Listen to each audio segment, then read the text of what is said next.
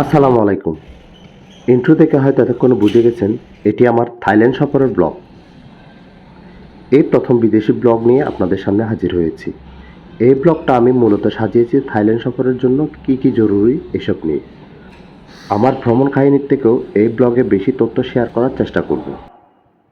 আমি এই মুহূর্তে আছি চীনের গুয়াংডং প্রভিন্সের বায়ুন ডিস্ট্রিক্টের বায়ুন আন্তর্জাতিক বিমানবন্দরে। বিশাল এই বিমানবন্দরটি বিশ্বের ব্যস্ততম বিমানবন্দরগুলোর মধ্যে একটি। আমি কিভাবে কোত্থেকে কত খরচ করে বিমানের টিকিট আর ভিসা করেছি তা ভিডিওর কোনো এক অংশে বিস্তারিত জানিয়ে দিব। আমি ব্যাংকক যাওয়ার জন্য থাই এয়ারওয়েজের TG669 ফ্লাইটে টিকিট সংগ্রহ করি। আমি অবশ্য দেশ থেকে চায়না ইস্টার্নের টিকিট কেটেছিলাম, যার ভাড়া পড়েছিল জনপ্রতি 13,000 টাকা। দুর্ভাগ্যক্রমে ফ্লাইট মিস করায় 25,000 টাকা দিয়ে থাই এয়ারওয়েজের টিকিট সংগ্রহ করি। ইনস্ট্যান্ট হওয়াতে ভাড়াটা একটু বেশিই ছিল, তবে অন্যান্য সময় এই রুটের ভাড়াটা তুলনামূলকভাবে খুব কম। ঘড়িতে এখন বাজে বিকাল 5টা। গতকাল থেকে এখনো পর্যন্ত তেমন কিছু খাওয়া হয়নি। বিমান ফ্লাই করেছে 1 ঘন্টার বেশি হতে চলল, কিন্তু এখনো খাবার আসে নাই। অবশেষে ঘন্টা দেড়েকের সময় খাবার এলো। আমার মেন ডিশে ছিল রাইস উইথ ফর্ম ভেজিটেবল। ডেজার্টে ছিল পুডিং জাতীয় কিছু একটা, বন সাথে সল্টেড বাটার। কোল্ড ড্রিঙ্কসে 3-4 রকমের জুস ছিল, সাথে ছিল স্প্রাইট, ফান্তা, কোক এইসব। খাবারের কোয়ালিটি আর কোয়ান্টিটি যথেষ্ট ভালো ছিল। আমি আমার লাইফে যত বিমানে চড়েছি তার মধ্যে এই এয়ারলাইন্সটা সেরা লেগেছে। আমরা এখন থাইল্যান্ডের রাজধানী ব্যাংককের আকাশে। অল্প কিছুক্ষণের মধ্যে আমাদের ফ্লাইট ল্যান্ড করবে। আলহামদুলিল্লাহ, আমরা সুন্দরভাবে অবতরণ করেছি। আমি এই নিয়ে 14 থেকে 15 বার ইমিগ্রেশন পুলিশের সম্মুখীন হয়েছি। থাই ইমিগ্রেশনের মতো সহজ কোনো ইমিগ্রেশন পাইনি। সকল কার্যক্রম শেষ করে লাগেজ নিয়ে আমরা বেরিয়ে পড়লাম বাসের খোঁজে।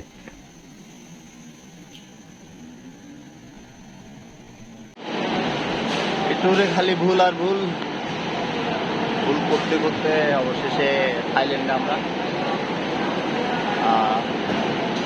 21.00 টাইম টিকিট কাটছি। মনে করছিলাম এটা 7টা ছিল, কত দেখি এটা 9টা। 2.5 ঘন্টা ধরে বসে আছি, পেটা প্লাক। এটা হচ্ছে আসলে আমাদের সচেতনতার কম। যাই হোক, আলহামদুলিল্লাহ পৌঁছেছি অবশেষে। এয়ারপোর্টের গেট 8 দিয়ে বের হলেই বাস স্টেশন দেখতে পাবেন। আমরা এখান থেকে 143 বাদ দিয়ে টিকিট সংগ্রহ করি। অবশেষে আমরা গ্লো পাতায়াতে নামলাম, আমরা নর্থ পাতায়াতে নামলাম। 120 টাকা দিয়ে আমরা গ্লো পাতায়া হোটেলে যাচ্ছি। যদি আমার কাছে ড্রাইভারের 200 টাকা চাইছে, দামাদামি করে 120 টাকা দিয়ে গেছি। আমার ফ্রেন্ড বললো গোল্ডে নাকি 103 টাকা দেখাচ্ছিল। তারপর আমি দেশ থেকে trip.com-এর মাধ্যমে গ্লো পাতায় হোটেল বুকিং করি। 3 জনের জন্য আমাকে $32.75 পে করতে হয়েছে। হোটেলটি খুব গোছানো।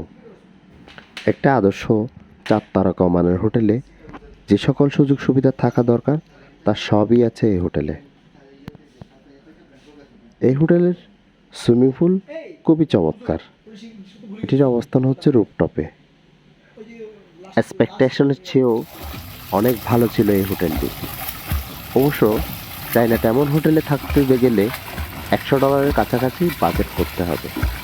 তবে থাইল্যান্ডে সস্তা বলতে একমাত্র হোটেল ভাড়াই পেয়েছি। রাতের দিকে একটু বিচ দেখতে বের হয়েছিলাম।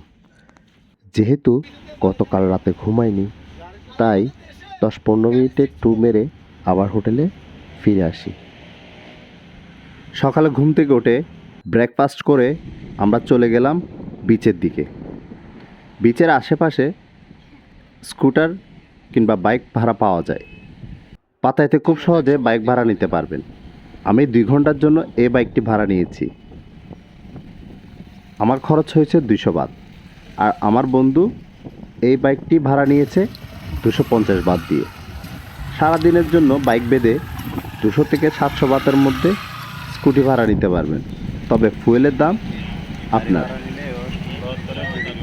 ভাড়ার টাকার সাথে 1 থেকে 1,500 বাত সিকিউরিটি ডিপোজিট দিতে হবে। আর হ্যাঁ, অবশ্যই পাসপোর্ট সাথে রাখবেন। পুলিশি ঝামেলা থেকে বাঁচতে অবশ্যই হেলমেট পরিধান করবেন। দেশি ড্রাইভিং লাইসেন্স থাকলেও পুলিশের হ্যারাসমেন্ট থেকে রক্ষা পাওয়া যায়। বাইক ভাড়া নেওয়ার সময় অবশ্যই ভিডিও করে রাখবেন।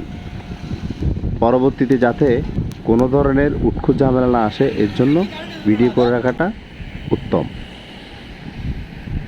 আমি আসলে খুব অল্প সময়ের জন্য থাইল্যান্ড আসি, যার জন্য আমি পাতায়াতে খুব অল্প কিছু জায়গায় ঘুরে আমি ব্যাংককে ব্যাক করি। তবে আমি আপনাদেরকে জানিয়ে দিতে চাই পাতায়াতে কোথায় কোথায় যাবেন। ম্যাক্সিমাম মানুষের আগ্রহের কেন্দ্রবিন্দুতে থাকে পাতায়ার নাইট লাইফ, অথচ প্রাকৃতিকভাবে পাতায়া অনেক বেশি সমৃদ্ধশালী। পাতায়ার উল্লেখযোগ্য কিছু পর্যটনের স্পট হচ্ছে Jomtien beach, Buddha mountain, big Buddha, under water world Pattaya, Koh Larn island, believe it or not museum, walking street, floating market, tiger park. এবার একটু ডিটেলসে বলি। জমথিয়ান বিচ শহর থেকে 4 কিলো দূরে অবস্থিত। এই বিচে jet ski, surfing, parasailing, wind সার্ফিংয়ের মতো রোমাঞ্চকর অভিজ্ঞতা নেওয়ার সুযোগ পাবেন। সাউথ পাতায়ার প্রাতমনাক হিল এর উপর নির্মিত 18 মিটার লম্বা বৌদ্ধ মূর্তি হল বিগ বুদ্ধা। এই পাহাড়ের চূড়ায় রয়েছে পাতায়া ভিউ পয়েন্ট। এখান থেকে পাতায়া সিটির বেশিরভাগ অংশই দেখা যায়। আরেক আকর্ষণের নাম হচ্ছে কোলার্ন আইল্যান্ড। অনেকের মতে পাতায়া বিচ থেকেও সুন্দর বিচ কোলার্ন আইল্যান্ড। স্পিডবোট অথবা ফেরিতে খুব সহজে এই দ্বীপে যাওয়া যায়। কয়েকটি পরিচ্ছন্ন বিচ নিয়ে এই দ্বীপ গঠিত। পাতায়ার আরেকটি আকর্ষণের নাম হচ্ছে believe it or not museum. এই জাদুঘরে পাবেন পৃথিবীর সকল অদ্ভুত, সুন্দর ও সারা জাগানো জিনিস। এখানে প্রবেশের জন্য 350 বাতের টিকিট নিতে হয়। 2টার দিকে আমরা হোটেল থেকে চেক আউট করে ট্যাক্সি নিয়ে চলে যাই হচ্ছে নর্থ পাতায়া বাস স্টেশনের দিকে। সেখান থেকে আমরা চলে যাব ব্যাংককের ইকামায় বাস স্টেশনে। ব্যাংককের ইকামায় বাস স্টেশন পর্যন্ত যাওয়ার জন্য আমাদের ভাড়া দিতে হয়েছে 130 বাত করে। আপনারা পাতায়ার সৌন্দর্য উপভোগ করতে থাকুন। এই ফাঁকে আমি ভিসা সংক্রান্ত কিছু তথ্য জানিয়ে দিই। আমি চট্টগ্রামের আগ্রাবাদ থেকে আমার ভিসা কার্যক্রম চালাই। আমি ভিসা প্রসেসিং করি বিফ্রেশ এজেন্সি থেকে। ভিসা আর টিকিটের সেবার ব্যাপারে তারা খুবই আন্তরিক। ভিসা করতে আমার খরচ হয়েছে 5,500 টাকা।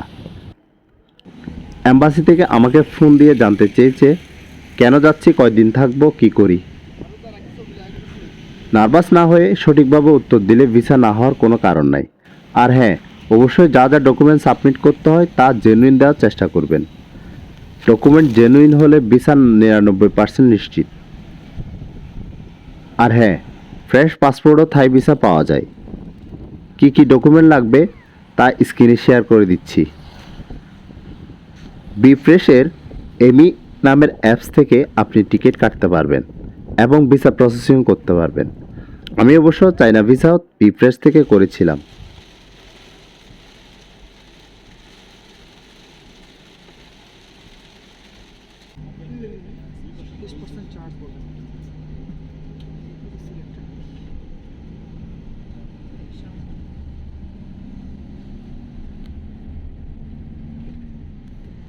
আমরা ইকেমায় বাস স্টেশন থেকে 120 বাত দিয়ে চলে যাই হোটেল অ্যাম্বাসেডরের দিকে।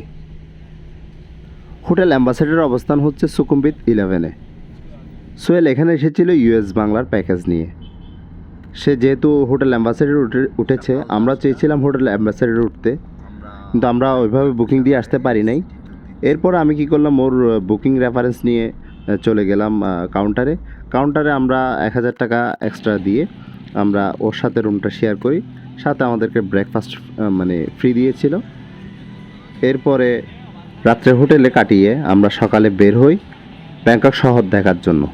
মূলত আমরা টুকটাক শপিং করার জন্য বের হয়েছি, যেহেতু হাতে সময় তেমন একটা নাই, সেই জন্য আমরা তেমন কোথাও ঘুরতেও পারিনি। আর গতকাল রাতে মোটামুটি বৃষ্টি হওয়াতে আর আমরা তেমনটা বেরও হইনি। শপিংয়ের জন্য আপনাদেরকে যেটা সাজেশন দিব সেটা হচ্ছে, আপনারা চেষ্টা করবেন প্লাতনাম কিংবা চাতুচাক উইকেন্ড মার্কেটে যাবেন। আর যারা একটু ভালো প্রাইসের মধ্যে চান তাদের যেতে হবে হচ্ছে এমবিকে সেন্টারে, না একটু এক্সপেন্সিভ। আর এখন আমি আপনাদেরকে থাইল্যান্ডের রাজধানী ব্যাংকক সম্বন্ধে কিছু তথ্য দিয়ে রাখি। এখানে আসলে দেখার অনেক কিছুই আছে, তার মধ্যে grand palace, Wat Arun, floating market, Wat Pho, Lumpini park, China town, Bangkok national museum, safari park উল্লেখযোগ্য। গ্র্যান্ড প্যালেস সম্বন্ধে যদি আপনাদেরকে বলি, 1782 সাল থেকে এই প্যালেস থাই রাজা ও রয়্যাল কোর্টের সরকারি ভবন। নৌকায় চড়ে এখানে যেতে হয়। ওয়াট আরুন, ব্যাংককের এই বৌদ্ধ মন্দিরের আরেকটি পরিচয় হচ্ছে the temple of dawn. Grand প্যালেসের বিপরীতে পুরো চাও ফ্রা নদী জুড়ে এই মন্দিরের বিস্তৃত। ব্যাংককের আরেকটা আকর্ষণের নাম হচ্ছে চায়না টাউন। শহরের মধ্যে আরেক শহর চায়না টাউন। বিনোদনের অন্যতম প্রাণকেন্দ্র হচ্ছে এটি। রাতে ফ্লাইট ছিল, তাই আগেভাগেই এয়ারপোর্টে চলে যাই, যেহেতু আমি লাস্ট ফ্লাইটে আমার ব্যাগেজ এয়ারক্রাফটে রেখে চলে এসেছিলাম। আমি এয়ারপোর্টে গিয়ে লস্ট অ্যান্ড ফাউন্ড থেকে আমার ব্যাগেজটা কালেকশন করে নিই। আমার ফ্লাইট হচ্ছে থাই এয়ারওয়েজের, ঢাকার উদ্দেশ্যে রওনা করব।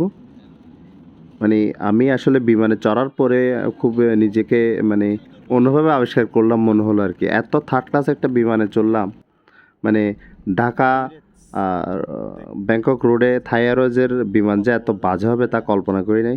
শুধুমাত্র খাওয়াটা ছাড়া তাদের আর অন্য কোনো কিছুই ভালো লাগে নাই।